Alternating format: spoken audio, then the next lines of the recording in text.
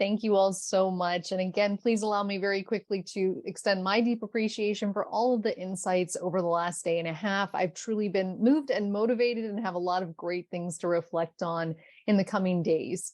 When Sarv and myself and some of our key partners first started envisioning and reflecting on what this event could look like or what we wanted to take away from this event, I was really inspired and moved by Pope Francis's words in the Fratelli Tutti encyclical that we have the space we need for co-responsibility in creating and putting into place new processes and changes.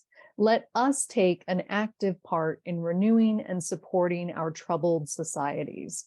Today, we have a great opportunity to express our innate sense of fraternity, to be good Samaritans who bear the pain of others' troubles rather than fomenting greater hatred and resentment.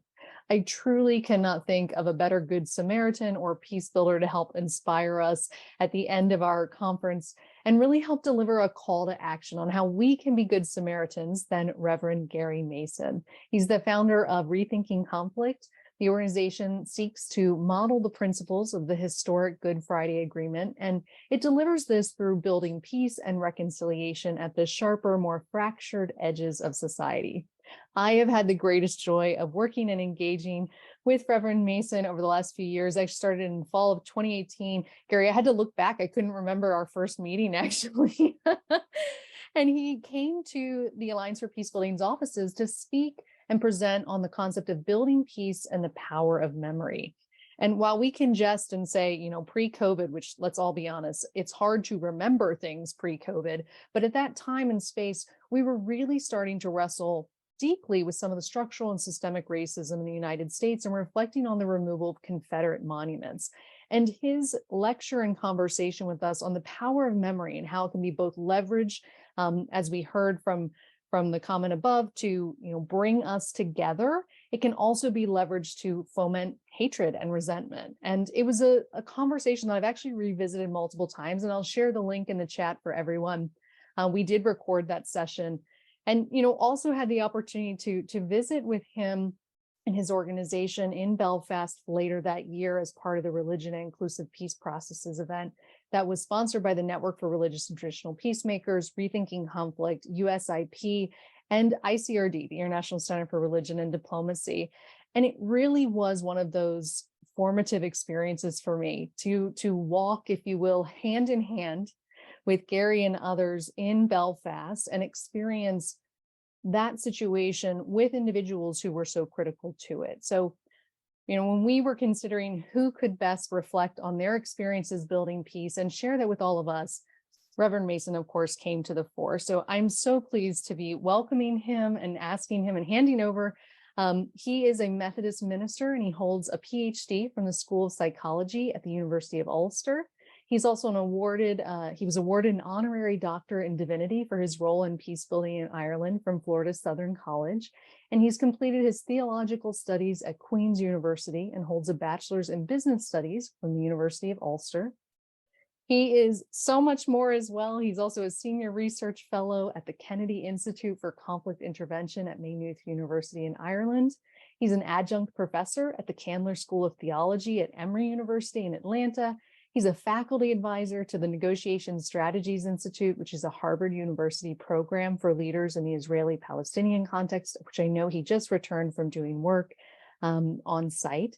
And he's also lectured in political, religious, and academic forums throughout Europe, South Africa, the Middle East, and the United States, seeking to engage, mentor, and share lessons from the Irish peace process with others.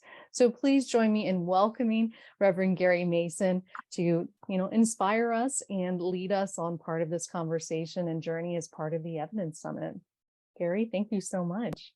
Okay, thank you, Jessica, and to all your colleagues there, thank you for allowing me to be part of this final evening. It's 7:30 here in Belfast, so we're a few hours ahead of those on the East Coast.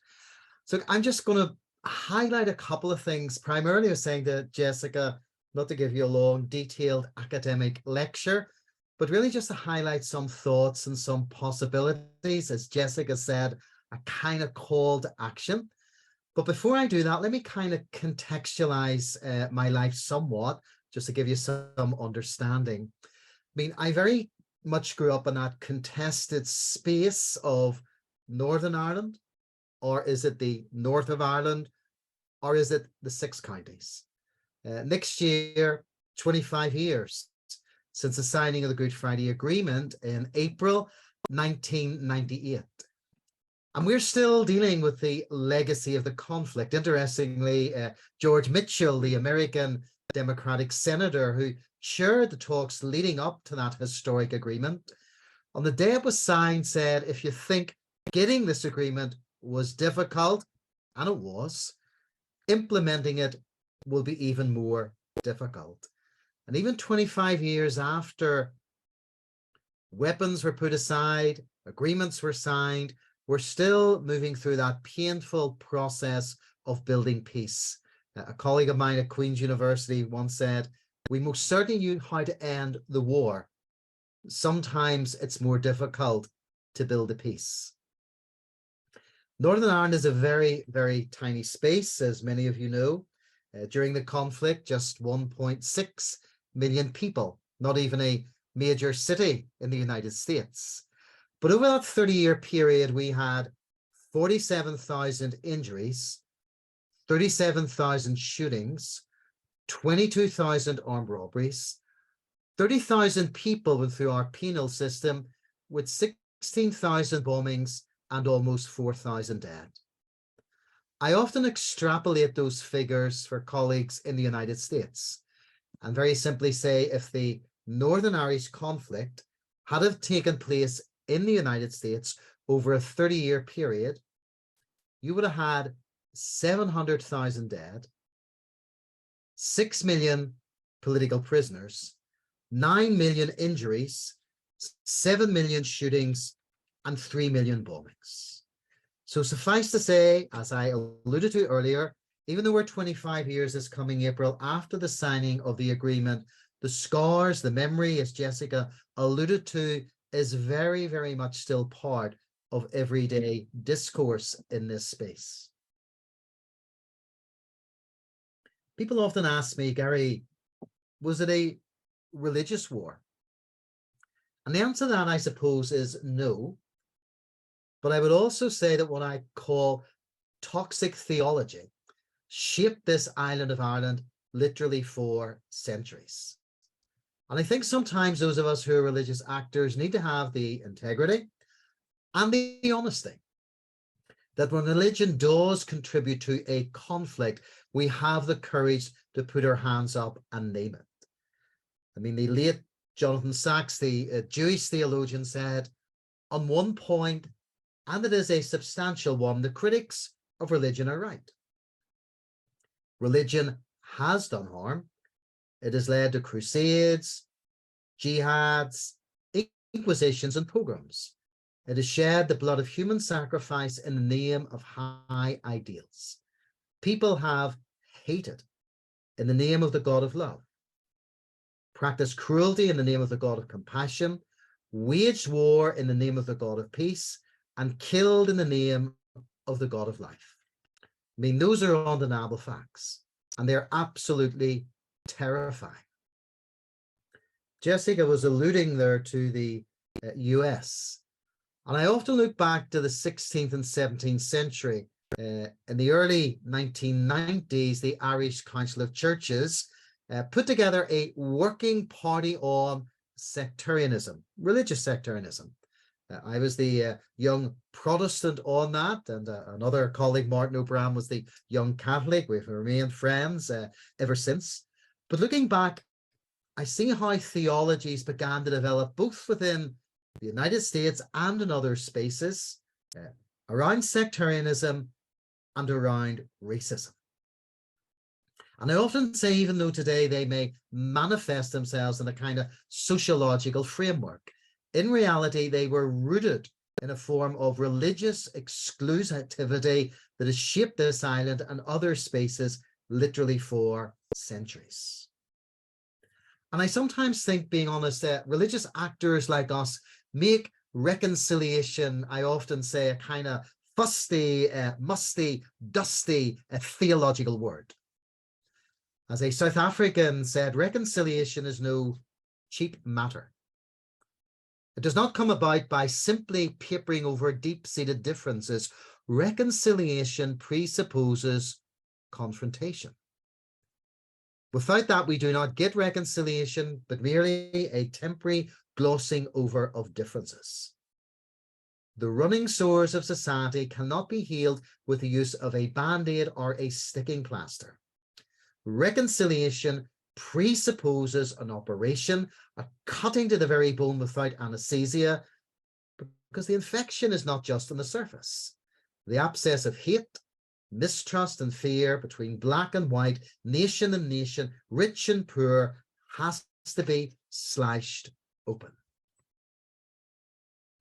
So I want to suggest that what I'm calling toxic theology and politics have been very deep in many places globally. The three areas I primarily work in are still my native home here in the island of Ireland, the Middle East around the Israeli-Palestinian theatre, and also in the United States. I mean, I grew up in Belfast, lived through that 30-year barbaric conflict, a place that was influenced for centuries with bad religion and bad politics. And people on both sides learned how to verbally assassinate the other. And then when conflict broke out, it became easy to literally assassinate the other. The demonization or the dehumanization had already taken place. In 1972, when I was a little boy, one of the worst years of the conflict, we had a terrorist incident every 40 minutes. And I saw a number of my boyhood friends, it was primarily my gender, males, who chose political violence. And in some cases, it was motivated by an extreme fundamentalist religious rhetoric. And as I got older and embraced faith as a person of faith, I asked questions like, I mean, what is the role of toxic religion in shaping spaces that are contested? But I also asked the question, can theology play a role in healing? Because my life, my ministry, my calling has been spent facilitating some very difficult and uncomfortable conversations. Jessica alluded there to the Good Samaritan, you know the parable, and if you don't, it's about a person who was one of the other, who tended to the other. So much of my life has been facilitating conversations between people who didn't want to be good neighbors. In fact, they wanted to kill the other person's neighbor. So trying to create spaces for understanding, wrestling with every person's story, encouraging what I call active listening, deep remembering, and focusing on the other, and asking myself a very pertinent question.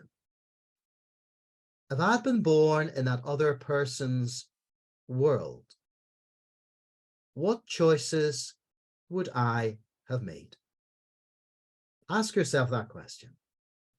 If I had been born in that other person's world, what choices would I have made? Like many listeners tonight, I do not believe in terrorism, political violence, whatever phraseology you want to use. But I remember in September 1991, being with a colleague who was a police priest and being in a township in South Africa, just as apartheid was slowly and very, very painfully coming to an end.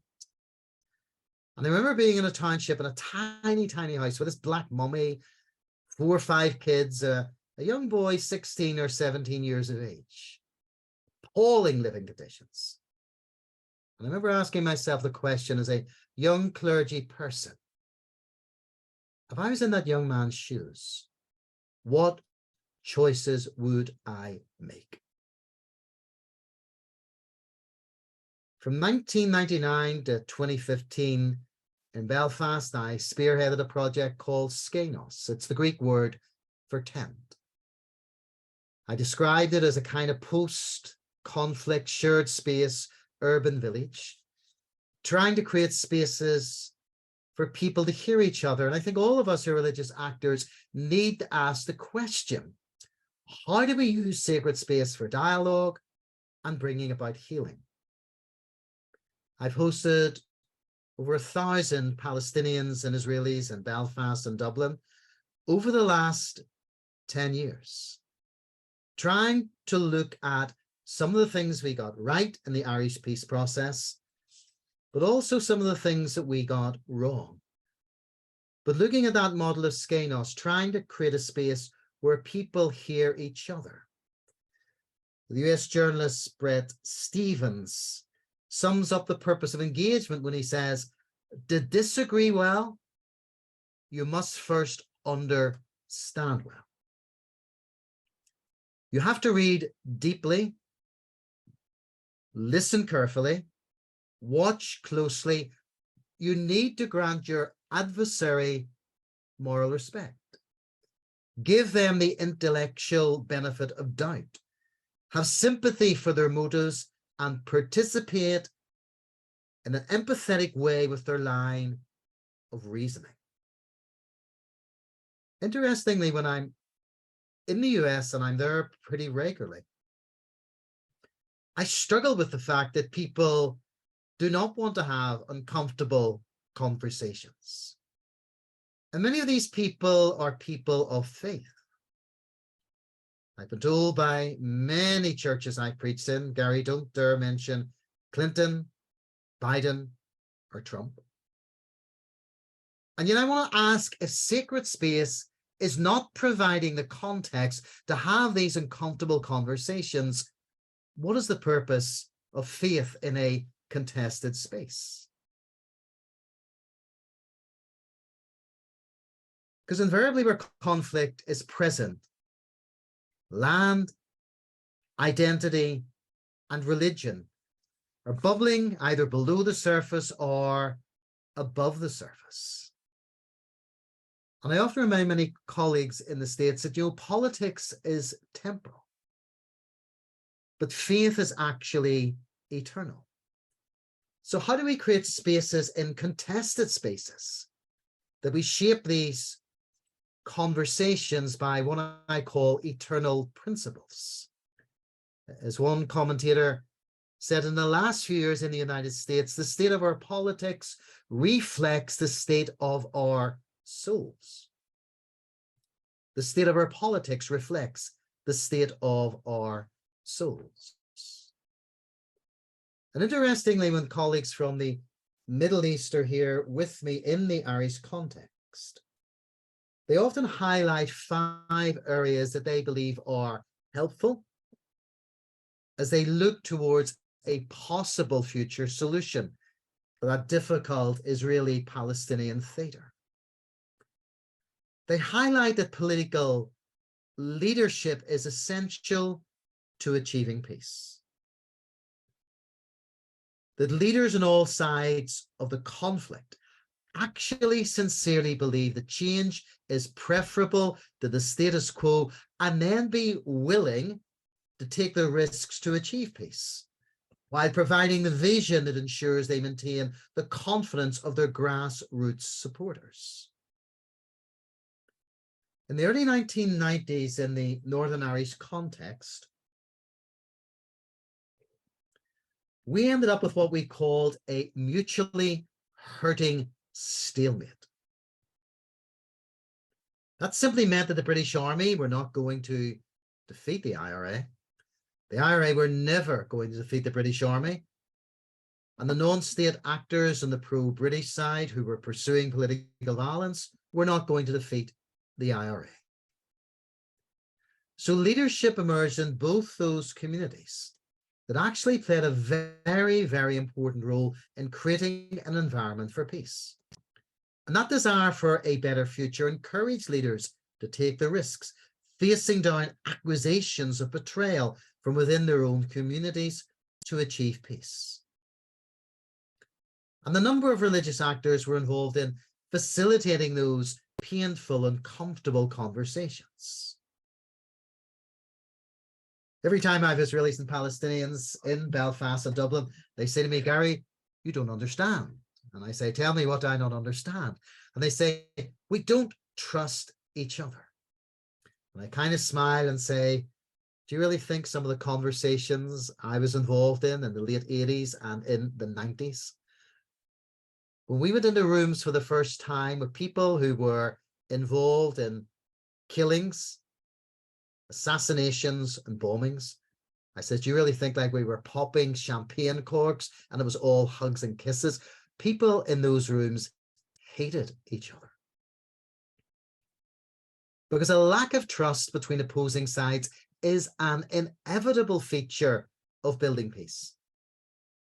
But you can't use it as a get out of jail free card for not beginning the process. Trust never comes at the beginning of a dialogue or a process.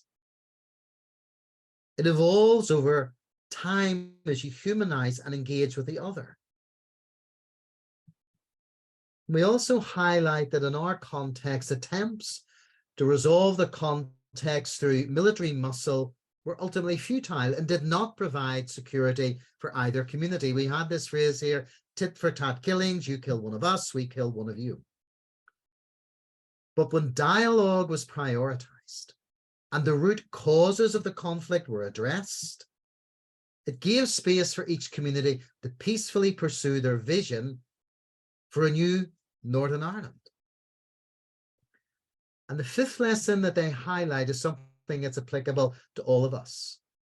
The role of civic leaders or civic actors or civic society in creating peace. I think one of the key components of the Irish peace process has been the role of civic society, academics, religious actors, women's groups, business people. And a colleague of mine who's a leading sociologist at Queen's University talks about the political peace process and the social peace process. Because when politicians are negotiating a political peace process, they work on the assumption that societal healing will actually follow seamlessly after the signing of the agreement. To me, that's a pretty naive assumption, that once the deal is done, the helicopter takes off from the lawn of the White House, or a car pulls out of 10 Downing Street, or Jerusalem, or Ramallah, or Cape Town, that societal healing will actually occur in some effortless manner. But if you realize there is a social peace process, and by that I mean a need for healing within society, the peace process then becomes the ownership of those who are emerging out of conflict in those societies. So social peace becomes literally every person's responsibility. I was just mentioning to Jessica that I've literally, in the last 2 weeks, finished a project. I just want to highlight it as a kind of case study, and then we can have a conversation before we finish. Way back in pre-COVID times, okay, like November 2019, I read an article by a professor in Tel Aviv. It was called Inclusive Victimhood versus Competitive Victimhood. And it sparked something within me, and I was in Palestine and Israel in January 2020, literally a few months before we moved into those long periods of isolation and lockdown. And I met with this professor and suggested about twinning British, Irish, Palestinian, and Israeli victims for a conversation around inclusive victimhood versus competitive victimhood. The Irish and the Israeli-Palestinian contexts are not identical, but as I alluded to earlier, they have those components of identity, toxic religion, land, and competitive victimhood. And so during COVID, we twinned British, Irish, Palestinian, Israeli people who had suffered loss in their family for a multiplicity of reasons. I'll be honest, it was pretty difficult doing it by Zoom. Listening to some horrendous stories of loss. You couldn't reach out and touch a human being. You couldn't dip into your bag or into your briefcase and give a person a tissue to wipe away a tear. It was difficult. But what we were trying to do was what the academic Goskal calls storytelling as being the most powerful means of communicating a message. I kind of call them once upon a time moments. So I want all of you just for a moment, reflect back to when you were much younger. I'm reflecting back a long time, longer than some of you, I guess. I remember when your mom, dad, a grandparent, a big brother or sister, or a relative came to the side of your bed just a few moments before you were about to fall asleep, and they said 4 magic words. Once upon a time. You know what happened? You kind of shuffled yourself up in your pillow, your eyes lit up, and you wanted to hear that once upon a time story. Let me ask a question of all of us who are religious actors. What is the role of religious actors? And what is the role of sacred space in creating what I call once upon a time moments? As one diplomat said, collective psychology, national myths, and the perception that a given group might have of its enemy have always been major factors in the decision to go to war. So how do we create spaces to explore what I call interpretive keys? How Republicans, Democrats, Catholics, Protestants, Israelis, Palestinians use our interpretive key, my way of seeing history. The problem, as I often say with interpretive keys, is this: the complexity of actual events disappear. Communities embrace selective remembering, and the emphasis remains on the differences between the communities, and we actually rule out new possibilities and a new way of remembering. Because those stories are not just historical stories.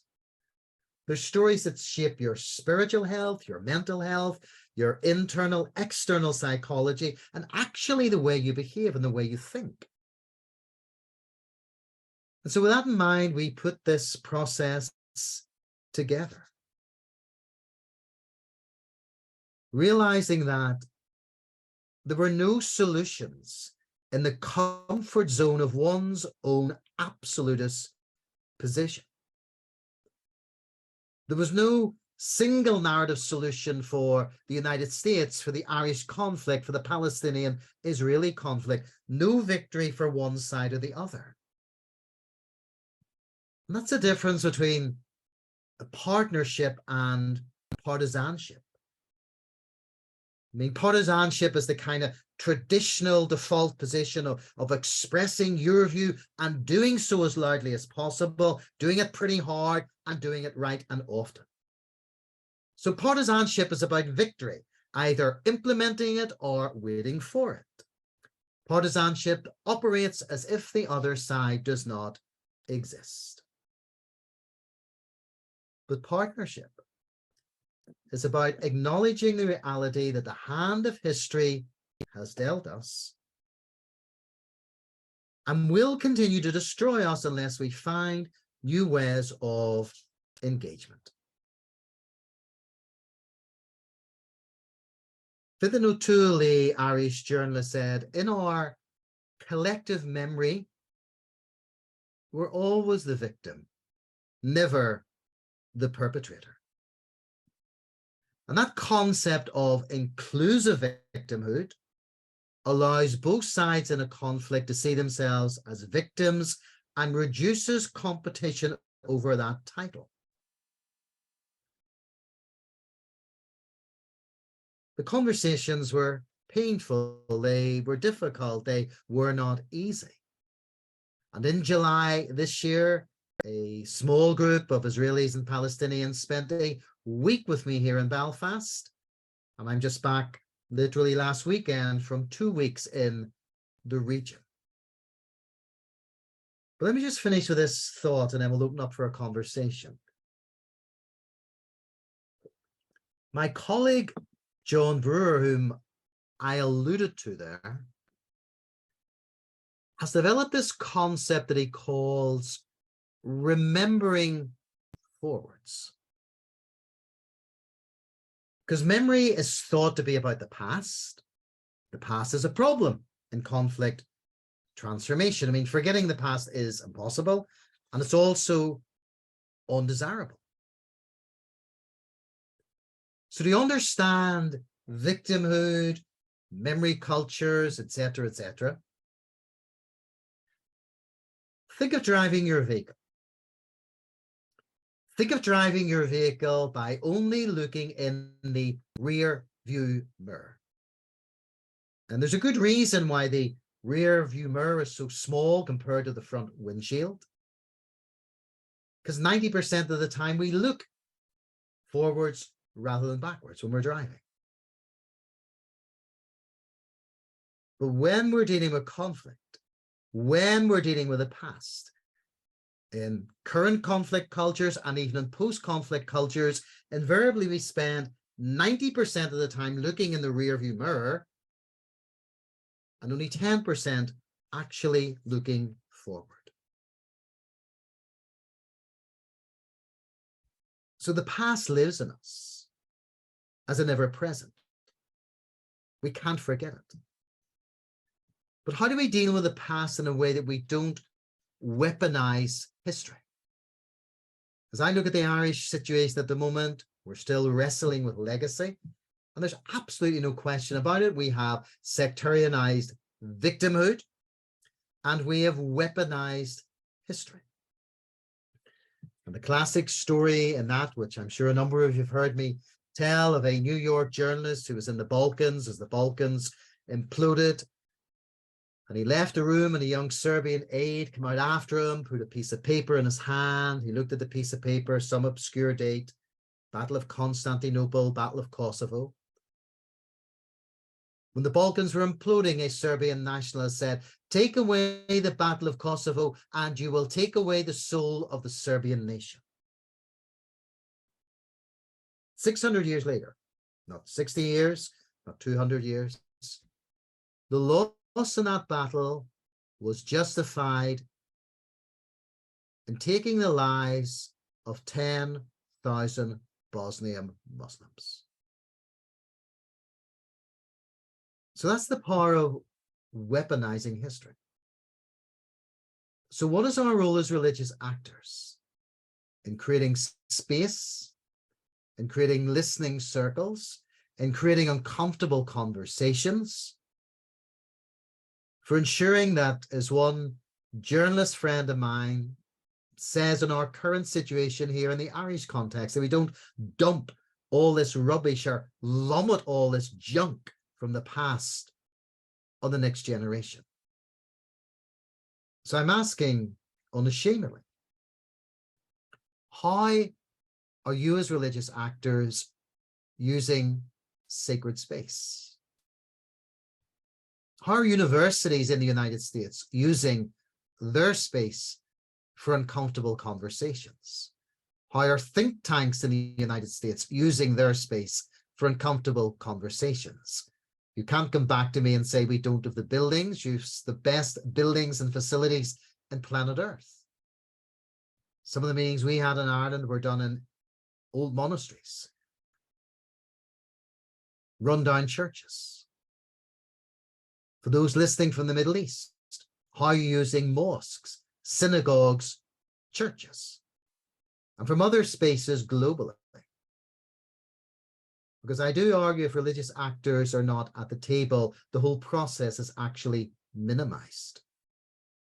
Look, I'll pause there, and I know you've got to finish in just about 20 minutes. So any thoughts or conversations or comments that can enhance, hopefully, what I said. So over to you guys.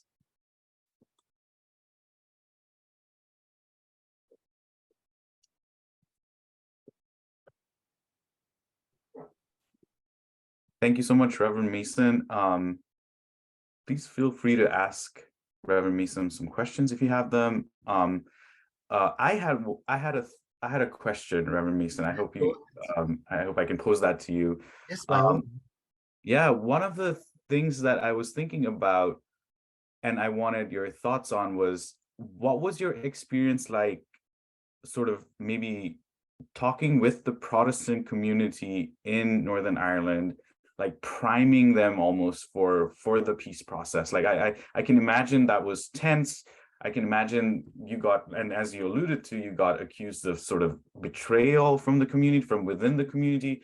I wonder if you could reflect on the sort of intra-religious aspect of priming communities to engage in sort of dialogue and peace processes, because that has also been mentioned in some of the conversations that we've had in the past couple of days. I mean, both the British, Irish, and American administrations would have used religious actors. I mean, the fancy word, as we all know, is interlocutors. I kind of described it, Sarah. It was more like we were like physicians with thermometers, kind of seamlessly or invisibly putting them into people's mouths and taking temperature readings to see were people ready to move forward, and really were they serious, or was this just a kind of positional aspect to see could they get more in relation to what they wanted. So that was a delicate dance there in many ways and many times.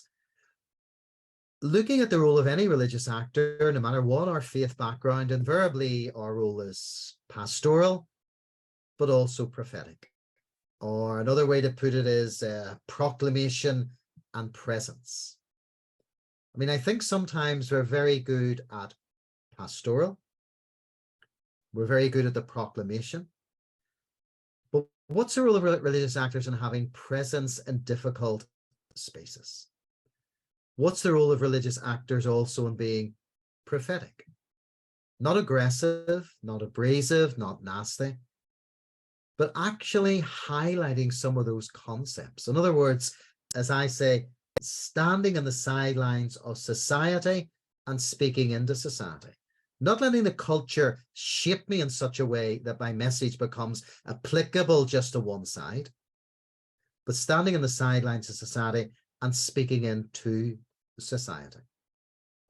I mean, as I look at the US at the moment, I mean, I'm doing work with a number of different organizations that are trying to do that. You know, I read an article recently there that said about a person who was going around different churches preparing people for the coming civil war. No, actually, religious actors should be going around faith institutions ensuring there is not a civil war. Because civil wars are not clean. I mean, I said to folk in the American context, this is not Iraq or Afghanistan or Vietnam. In fact, this is not even the civil war that took place in the United States from, what, 1861 to 1865, when it was North versus South.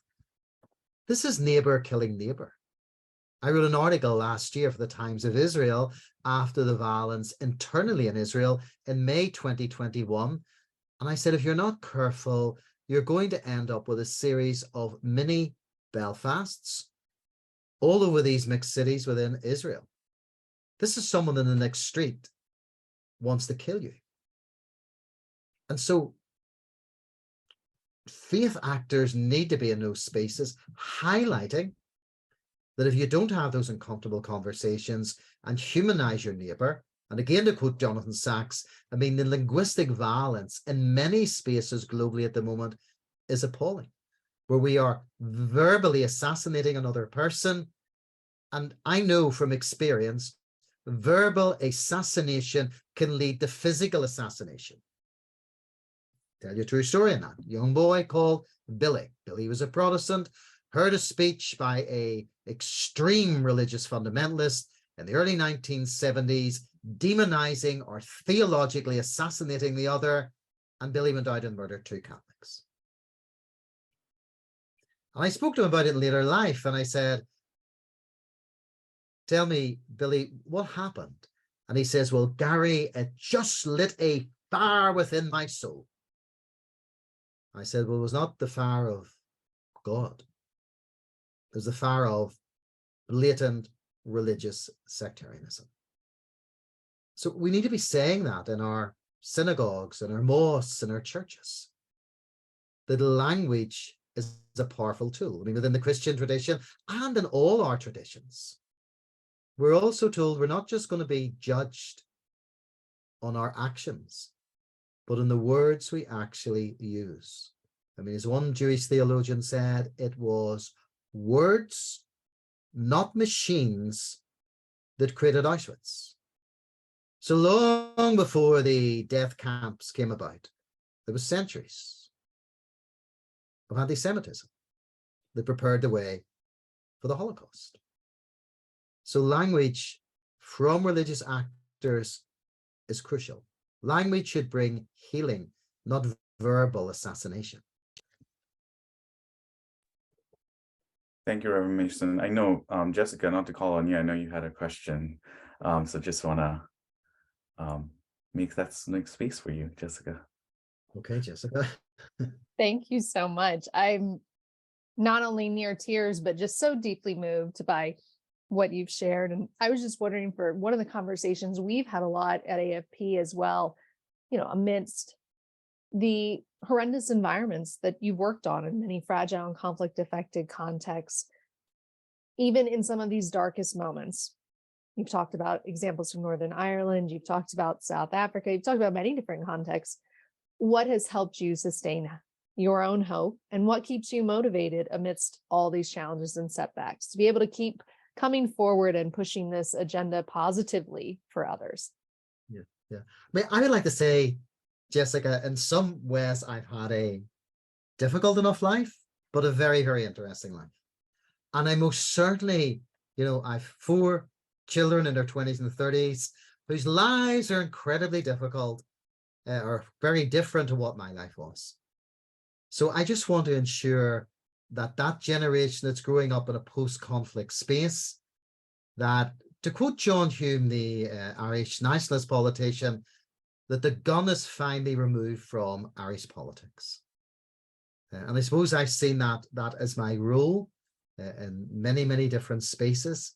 And I think one of the advantages, and I say this to all of us coming at this from a religious perspective, you know, sometimes we see insights that others don't. I don't say that in any egotistical sense, but the amount of families I sit with, sometimes they're like 2 a.m. or 3 a.m. in the morning, and knowing the intense pain of loss, of death, of the loss of limbs, of the tragedy around that, it's that motivates me. I suppose as well, Jessica, I never got involved in political violence, and yet I had that choice. And much as I condemn what many of my boyhood friends did, as one colleague said, in the late 1960s, someone did not fly over Northern Ireland, spray us all with lunatic gas, and we all woke up the next morning and said, let's start killing each other. There was a context here for centuries of toxic politics and toxic religion. That does not justify what people did, but you'd be a pretty naive observer not to ask the question, like, what the hell possessed a 16-year-old kid who 5 or 6 weeks earlier was playing soccer or basketball to turn into a killer literally overnight? I often do this lecture in the United States called When the Curtains Are Closed. And I ask the question, which makes everyone's bottom shift pretty uncomfortably in their seat. I says, now I want you to tell me the stories that you heard about a person of another skin color when you were growing up in your homes when the curtains were closed. So it's like deep, pregnant silence. And I say, I heard stories as a little boy growing up from some of my relatives about the other, which shaped my viewpoint as a little boy, that thankfully didn't choose violence. Now, we talk in all our traditions, Jessica, about confession and calling it out and naming the sin.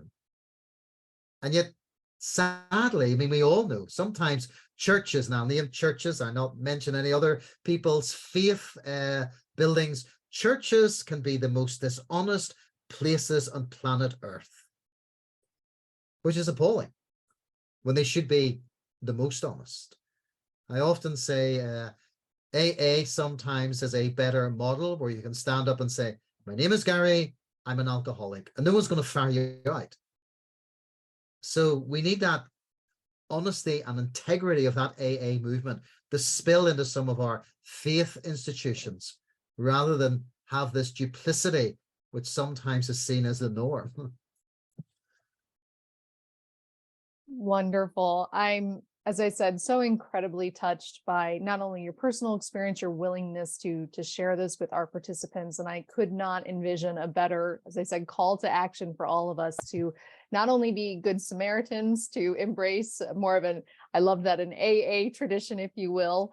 I really appreciate, as I said, your candor. And I think we've had other speakers say that it's a moral failing to be pessimistic. And we have an opportunity here to use hope as a form of resistance. And it starts with all of us in our individual lives, our individual interactions in our communities. And I think no one demonstrates that better than you, Gary. So thank you so much again from the bottom of my heart and all of our attendees from the Alliance for Peace Building, USAID, Porticus, and GHR Foundation. Thank you so much. And I wish everyone a very blessed rest of your week. And thank you once again.